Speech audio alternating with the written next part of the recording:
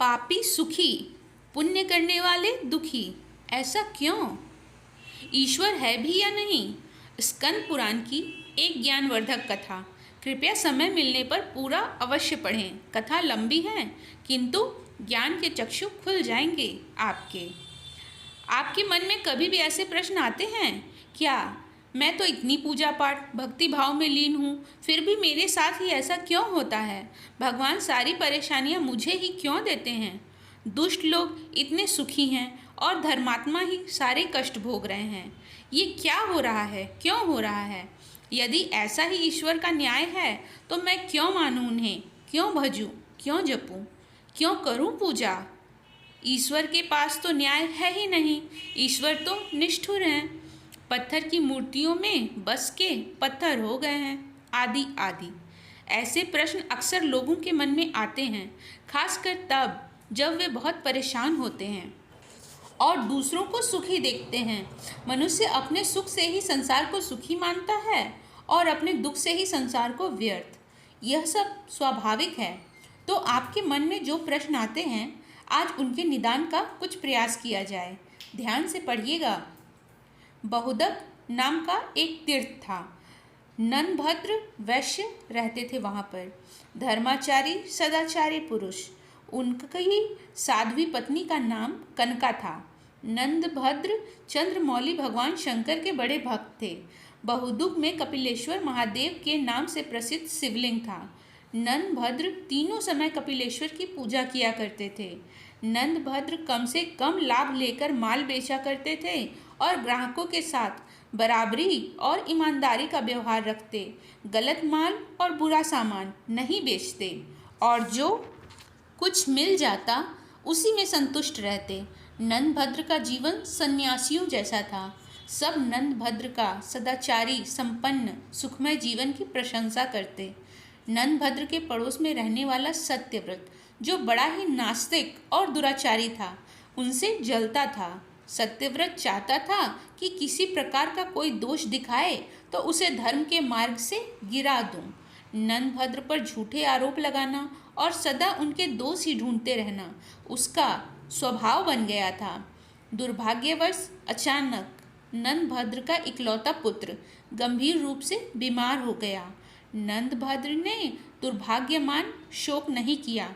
पुत्र के बाद उनकी पत्नी कनिका भी गंभीर रूप से बीमार हो गई। नंदभद्र पर विपत्तियां आई देखकर उनके पड़ोसी सत्यव्रत को बड़ी खुशी हुई। उसने सोचा कि नंदभद्र को धर्म से भटकाने का शायद यही अवसर है। उसने नंदभद्र को सांत्वना देने का ढोंग करते हुए कहा, तुम्हारे जैसे धर्मात्मा को ये दुख उठाना पड़ रहा है। लगता है कि धर्म कर्म सब ढकोसला है। कई बार सोचता हूँ कि तुमसे कहूँ पर संकोचवश कहा नहीं। दिन में 3 बार पूजा स्तुति सब व्यर्थ है। भैया नंदभद्र, धर्म के नाम पर क्यों इतना कष्ट उठाते हो?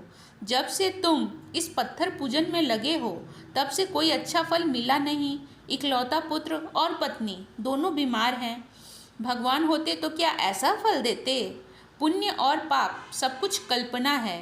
नंदभद्र, तुम्हें तो मेरी यही सलाह होगी कि झूठे धर्म को छोड़ आनंद पूर्वक खाओ पियो और भोगो, यही सत्य है। सत्यव्रत की बातों का नंदभद्र पर कोई प्रभाव न पड़ा। वह बोले, सत्यव्रत जी, आप अपने आप को ही धोखा दे रहे हैं। क्या पापियों पर दुख नहीं आते? क्या उनके पुत्र स्त्री बीमार नहीं होते? जब सज्जन दुखी होता है तो लोग सहानुभूति जताते हैं, पर दुराचारी के दुख पर कोई सहानुभूति नहीं दिखाता। अतः धर्म पालन करने वाला ही ठीक है। अंधा सूर्य को नहीं जानता, पर सूर्य तो है। ईश्वर के बिना संसार का संचालन नहीं हो सकता। सत्यव्रत ने उसे टोक कर पूछा, देवता हैं तो दिखाई क्यों नहीं देते? नंदभद्र ने कहा, देवता आपके पास आकर याचना नहीं करेंगे कि हमें आप मानिए। बातचीत बहस में बदलने लगी। नंदभद्र अधिक विवाद नहीं चाहते थे, सो उठकर चले गए। पर उनके मन में ये विचार आया कि भगवान सदाशिव का साक्षात दर्शन करके पूछूं, आप आपके बनाए संसार सुख दुख जन्म मरण में क्लेश क्यों है? यह दोष रहित क्यों नहीं है? नंदभद्र शिव मंदिर आए। कपिलेश्वर लिंग की पूजा भगवान के आगमन की प्रतीक्षा करने लगे। सोच लिया कि जब तक भोलेनाथ दर्शन नहीं देंगे तब तक मैं ऐसे ही खड़ा रहूँगा। लगातार 3 दिन और 3 रात नंदभद्र वैसे ही खड़े रहे। चौथे दिन एक बालक उस मंदिर में आया।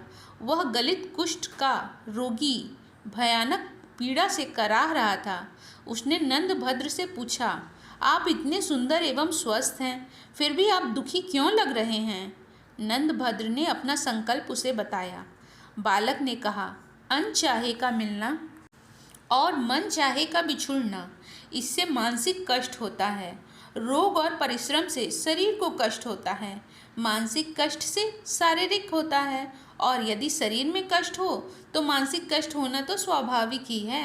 दोनों एक दूसरे के साथ जुड़े हुए हैं। फिर क्या किया जाए? नंदभद्र ने पूछा। बंधुवर, औषधि से शारीरिक कष्ट दूर होते हैं, पर मानसिक कष्ट तो ज्ञान से ही दूर होता है। मस्तिष्क को यदि ज्ञान की सही खुराक दी जाए तो वह कष्ट मुक्त हो जाता है। बालक से ज्ञान भरी बात सुनकर नंदभद्र ने फिर पूछा, ज्ञानी बालक, आपकी बात से सहमत हूँ, पर एक प्रश्न है। इस लोक में पापी मनुष्य भी इतने धनी और सुखी क्यों होते हैं, जबकि उन्हें तो उनके कर्मों के कारण कष्ट में होना चाहिए था? भगवान के विधान में ये दोष क्यों? बालक ने कहा, सुख और दुख किसे कहते हैं, ये समझ का फेर है। मैं आपको थोड़ा विस्तार से बताता हूँ। संसार में 4 प्रकार के लोग हैं। पहले वो जिनके लिए इस लोक में तो सारे सुख सुलभ हैं, धन दौलत, सत्ता, प्रभाव, बाहुबल, सब कुछ, परंतु परलोक में उन्हें कुछ भी प्राप्त नहीं होता। उनके पूर्व जन्मों के जो पुण्य शेष हैं उसे वह इस लोक में भोग रहे हैं, लेकिन वे नए पुण्य नहीं कमाते। ऐसे लोगों का सुख भोग केवल इसी लोक तक है। अगले जन्म के लिए वे कुछ शेष छोड़कर नहीं जा रहे, तो उनका अगला जन्म बिल्कुल उसी रूप में होगा जिसे देखकर आज वे कांपने लगे।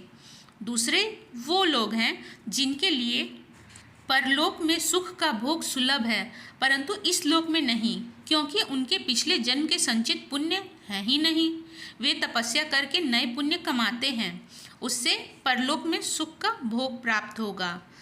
तपस्या से का अर्थ केवल देव साधना ही नहीं होता, कर्म साधना भी तप है।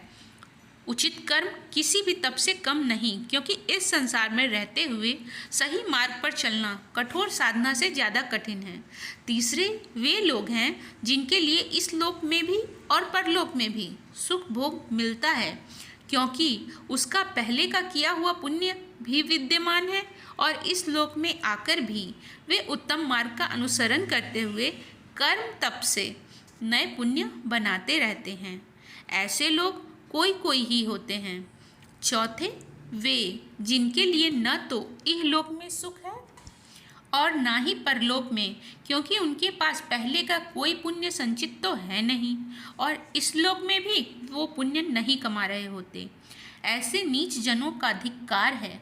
वे सर्वदा त्याग के योग्य हैं और इस लोक में अपमानित होते हुए ही जीवन बिताते हैं, और न जाने कितने ही जीवन ऐसे ही बीतेंगे, तब तक जब तक कि मेरी तरह उन्हें किसी तपस्वी का मार्गदर्शन न प्राप्त हो जाए। इसलिए हे वैश्यवर, आप अपने पड़ोसियों मित्रों द्वारा कही बात को मन में रखो ही नहीं, उन्हें तो अपने कान में भी प्रवेश न करने दो। आप इस जन्म में भगवान सदाशिव के भजन में लग जाएं, जिससे आप जन्म के बंधन से ही मुक्त हो सकते हैं।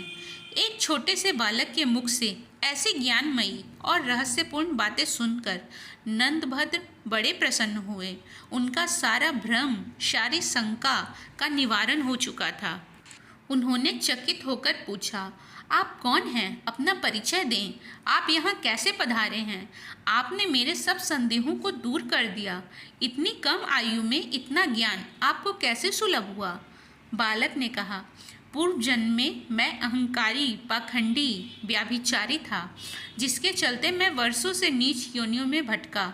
भगवान व्यासदेव की ऐसी कृपा है कि वे हर योनि में मुझे मुक्ति मार्ग बता देते हैं। उन्होंने ही मुझे आपके पास भेजा है। अब मैं 7 दिन के बाद इसी तीर्थ में मरूंगा। आप मेरा अंतिम संस्कार कर दीजिएगा। वैश्यवर, ज्ञान का आयु से कोई संबंध नहीं है। ईश्वर को जिसे ज्ञान प्रदान करना होता है, उसे माध्यम बनाकर उसे अपने भक्तों को जागृत करना होता है। उसे चुन लेते हैं, वह कोई भी हो सकता है, मेरे जैसा कुष्ठ पीड़ित जीव भी। अतः सहज भाव से स्वीकार करना चाहिए और ज्ञान जिससे भी मिले उसके प्रति विनीत रहना चाहिए। ऐसा करने से ईश्वर सदा आपको ज्ञानवान बनाए रखते हैं, किसी न किसी को भेजते रहते हैं। इतना बताकर उस बालक ने सूर्य मंत्र का जप करना आरंभ किया।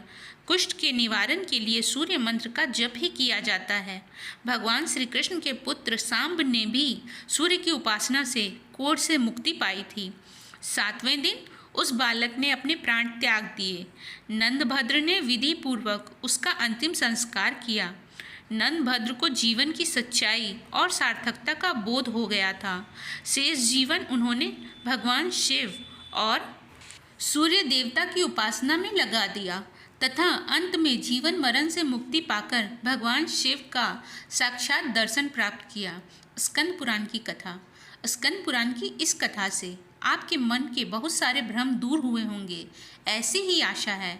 आपको जीवन में क्या मार्ग अपनाए रखना है, इसका भी संकेत मिला होगा। पुराणों की कथाओं में जीवन के अनमोल रहस्य सांकेतिक रूप में दिए गए हैं। YouTube के माध्यम से मेरा यही प्रयास है कि इस कथा में जो बात कहने की कोशिश की गई है उसे समझा जाए, बताया जाए, अपनाया जाए। वीडियो को लाइक और चैनल को सब्सक्राइब करना ना भूलें। हर हर महादेव।